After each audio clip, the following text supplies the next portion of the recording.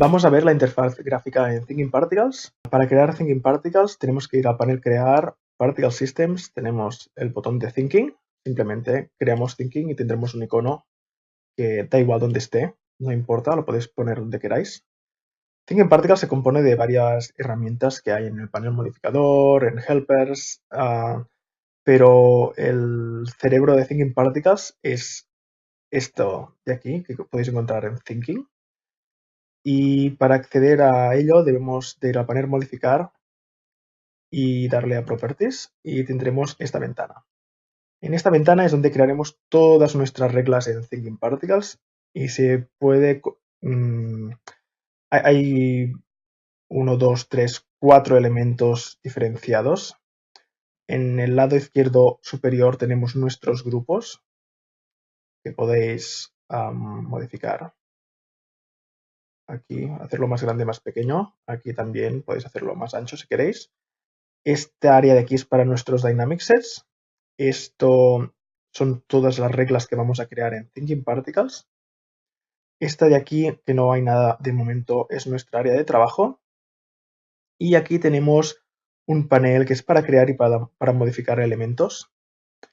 Este panel de aquí minimiza un poco lo que es el panel de 3ds Max en el panel derecho.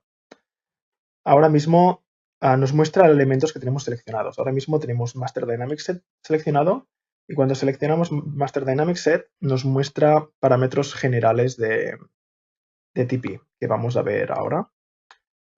Primero debemos crear alguna cosa para ver cómo lo podemos modificar, pero son elementos de cómo queremos que nuestras partículas se vean en el visor, cuántos subsamples queremos, en qué frame queremos que TP empiece a calcular. Y tenemos aquí debajo estos elementos de aquí arriba, los veremos un poco más adelante. Y en Schematic View podemos modificar los colores de la interfaz, si queréis sombras, anti-aliasing en los objetos que crearemos ahora. Esto de aquí nunca lo toco, lo podéis tocar al principio si queréis para simplemente modificar cómo se ve TP, pero no son parámetros importantes. Vamos a ver primero los grupos y los Dynamic Sets. Tenéis aquí un grupo de botones. Estos grupos de botones de aquí hacen referencia a los grupos y tenéis los mismos para el Master Dynamic Set. En grupos tenemos All, normalmente es nuestro grupo madre, para decirlo así. Nunca trabajaremos con el grupo All, vamos a crear nosotros con el botón Create. Podéis pulsar varias veces y cada vez que pulsáis Create tenemos un nuevo grupo. Por defecto se llama Group. Podéis renombrarlo haciendo doble clic. Podemos decirle rojas y aquí pueden ser azules.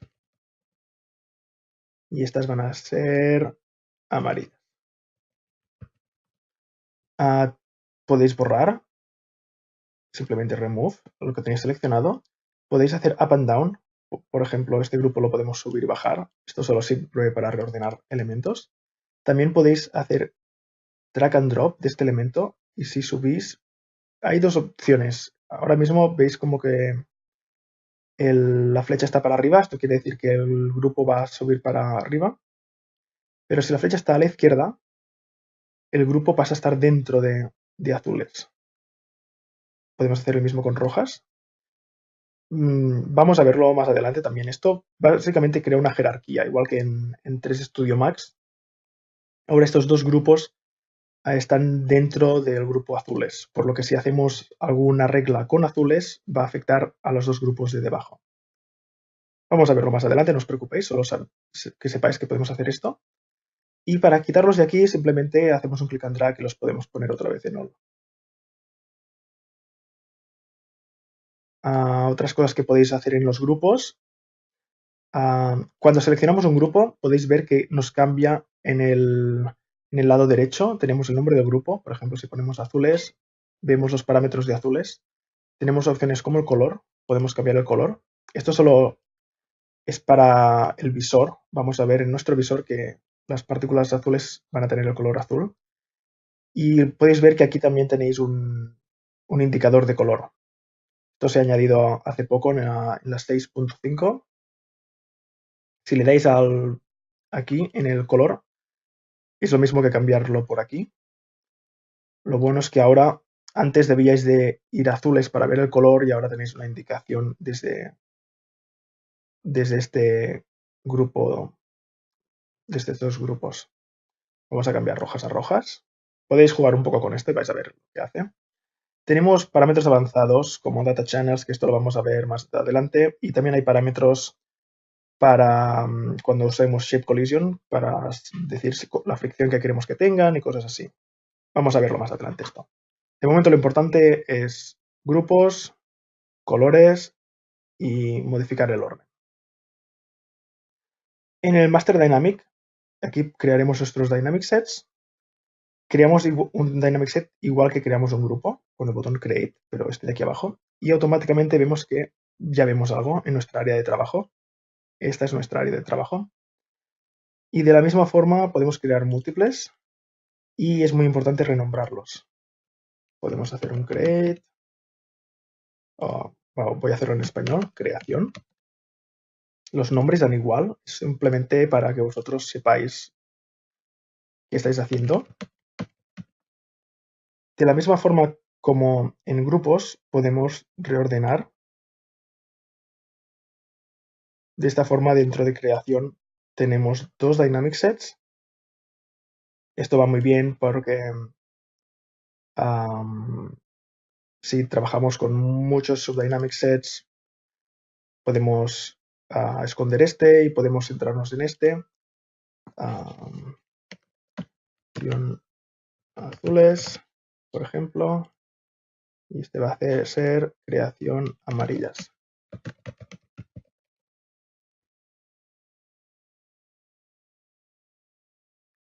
Tenéis los mismos parámetros de up and down y es importante que de la misma forma que con los grupos aquí vemos nuestra información de cada grupo, pasa lo mismo con nuestros Dynamic Sets. Cuando pulsamos sobre creación azules, vemos que tenemos el Dynamic Set de creación azules y nos muestra lo que tenemos dentro de este Dynamic Set, y cuando cambiamos a creación amarillas, veremos lo que tenemos dentro de este Dynamic Set.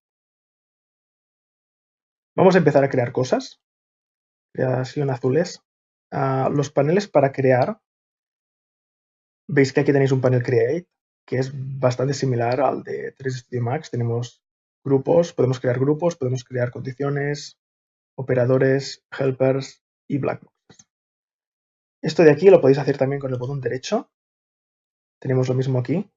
Son estos grupos de aquí. Grupos, condiciones, operadores, helpers, blackboxes. Y cada uno podemos ver lo mismo que veríamos aquí. A mí me gusta mucho este botón derecho. Nunca voy a hacer create, por lo que esto normalmente lo tengo escondido, pero que sepáis que podéis hacerlo de las dos formas. Exactamente lo mismo. Y la tercera forma de crear objetos, tenéis que tener este botón de aquí, el Keyboard Shortcut activado. Con esto, si pulsáis el botón Tab, tenéis todos los operadores listados aquí y podéis escribir cualquier cosa como Position Born. Position Born nos creará un Position Born, pero haciéndolo de esta forma debéis de saber los nombres, por lo que todos los tutoriales los voy a hacer con el botón derecho. Creo que es más fácil para vosotros para saber dónde está cada cosa, y yo cuando trabajo en producción también uso esto. Hay gente que le gusta mucho usar el Tab. A la vez podéis usar Tab o también aquí en el Create tenemos grupos, conditions, helpers y blackboxes. También podéis usar la H, por ejemplo, por helpers y el listado solo de helpers, la O para operadores y la C para conditions. Y vais a tener solo listado las condiciones. Voy a poner aquí un time interval, por ejemplo. Tenemos un position born, que el position born con el botón derecho sería botón derecho, operadores, generator de generar, position born. Ahora tenemos dos. Y lo estamos creando dentro de creación azules. Si vamos a creación amarillas, no tenemos nada, porque están todos dentro de creación azules. Puedo aquí crear otra cosa, por ejemplo, voy a crear algo que se vea diferente, cualquier cosa, una fuerza. Ahora que tenemos una fuerza, la vemos aquí, y a creación azules tenemos estos elementos. Y podemos saltar de uno a otro Dynamic Set sin ningún problema. Voy a crear las azules. Otra cosa que podemos hacer es hacer un rename. Como de la misma forma que podemos renombrar Dynamic Sets, podemos renombrar cualquier cosa. Es importante, por ejemplo, Position Board podemos llamarle azules. Así sabemos qué estamos haciendo. Aquí estamos creando partículas azules. Porque ahora mismo no tenemos muchas cosas, pero si tenemos muchos grupos, no sabemos este grupo que está creando. Y como podéis ver, cuando pulsamos en el operador, en el panel derecho tenemos las propiedades de este operador. Y si pulsamos en esta condición, tenemos las propiedades de este operador. Ahora aquí voy a crear partículas que van a llamarse azules. Esto lo vamos a ver cuando trabajemos con la lógica, pero creamos partículas, debemos decirle esas partículas en qué grupo van. Van a ir en el grupo azules. Y esos parámetros son como en Particle Flow. Count es un número de partículas que se crearán en el tiempo que TP esté activo. Estos son partículas por segundo. Cada segundo se van a crear 25 partículas. Y el pistol shot es solo en un frame se van a crear este número de partículas. Voy a poner 25 partículas por segundo, está bien. Lifespan es la edad de las partículas, cuánto van a morir. Si queremos que no mueran nunca, ponemos un número alto. Podemos poner variación en muchos parámetros de TP. Podemos darle velocidad. Son parámetros básicos de partículas. La dirección, tamaño. Vamos a dejarlo así de momento. Si vamos y hacemos un scroll, vemos que tenemos azules aquí y blancas. Las blancas vienen de este grupo. De momento no queremos verlas. Podemos eliminar este grupo, porque lo que solo queremos trabajar en azules. Para eliminar un nodo, botón derecho, Remove. Y ahora solo tenemos las azules. Si hacemos scroll back y otra vez para adelante, vemos las azules. Podéis probar de cambiar, por ejemplo, la velocidad. Si cambiamos la velocidad, vemos que no pasa nada. Hasta que, voy a poner una velocidad muy alta. Hasta que cuando continuamos pulsando, ahora vemos partículas que van súper rápido. De hecho, ni las vemos porque he puesto demasiado.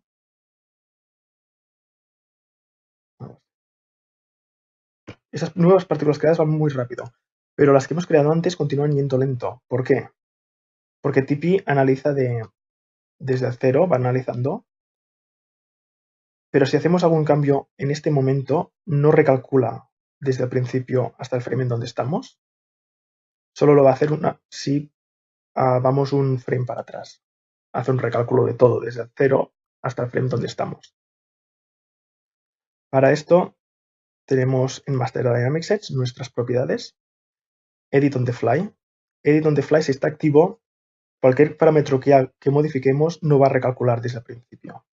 Si quitamos este Edit on the Fly, cualquier modificación que hagamos ahora desde el principio se va a evaluar. Por lo que si ahora volvemos a Position azules y empezamos a jugar con el Speed, vais a ver que se modifican las velocidades desde el principio. Esto está bien, voy a usarlo bastante en el Edit on the Fly Off para hacer ejemplos porque podéis ver exactamente lo que estáis cambiando.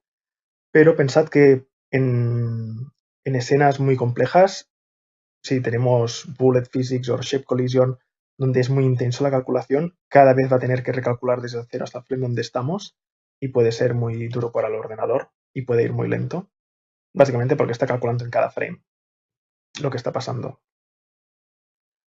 Este es el primero de los parámetros. Luego aquí tenemos el viewport, cómo queremos ver la información en el viewport.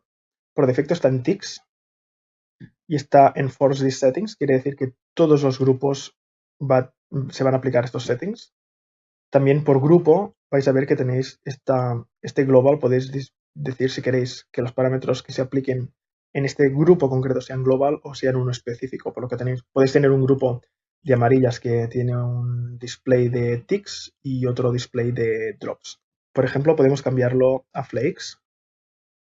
Estos flakes, la diferencia que tienen con los ticks es que con el tamaño cambian también, por lo que podéis ver el tamaño de las partículas. Si vamos a position azules, tenéis el size. Cambiándolo podéis verlo aquí. Y si, por ejemplo, en size en variación, aumentamos la variación, veremos algunas grandes, algunas pequeñas. Tenemos dots, que eso es un punto. Tenemos drops, que nos muestran la velocidad. Si tenemos partículas más rápidas o más despacio, van bien para saber cuáles van rápido y cuáles van despacio. Voy a poner variación en la velocidad. Vais a ver que las más rápidas son largas y las que van más despacio son más cortas. Es bueno para un frame poder saber cuáles van rápidas y sin tener que hacer la animación.